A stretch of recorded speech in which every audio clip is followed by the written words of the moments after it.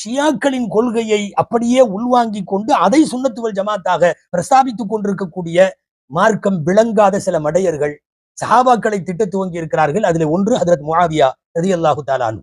இன்றைக்கு ஷியாக்களின் பாணியில் முஆவியா ரலியல்லாஹு அன்ஹுவை திட்டுவதும் அல்லது சஹாபாக்களிலேயே ஷைഖைன் என்று சொல்லக்கூடிய அபூபக்கர் ரலியல்லாஹு அன்ஹு, உமர் ரலியல்லாஹு அன்ஹுமாவின் அந்தஸ்தை கொஞ்சம் தரம் தாழ்த்துவதும், அலி ரலியல்லாஹு அன்ஹுவின் மீது நாங்கள் அதிக பிரியம் கொண்டவர்கள் என்று காட்டுவதற்காக மற்றவர்களை தாக்கி அலி ரலியல்லாஹு அன்ஹுவை பிரியப்படுவதை சம்பந்தப்பட்டவர்கள் கவனிக்க வேண்டும். அலி ரலியல்லாஹு அன்ஹுவை விரும்ப மாட்டார்கள்.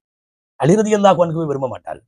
முஆவியா ரலியல்லாஹு அன்ஹுவை திட்டக்கூடிய அவர்களின் வரலாற்றின் சில அரசியலில் ஏற்பட்ட சில கருப்பு பக்கங்கள் எல்லாம் இருந்திருக்கும். அந்த காலத்தில் அந்த அரசியல் ரீதியாக ஏற்பட்ட சில மோதல்களை, பகைமைகளை, கருத்து வேறுபாடுகளை கொண்டு வந்து மார்க்கத்தை முழுமையாக புரிந்து கொள்ளாமல் அவர்களை திட்டக்கூடிய பேர்வழிகள் அவர்கள் சுன்னத்துவல் ஜமாத்தை சார்ந்தவர்கள் அல்ல.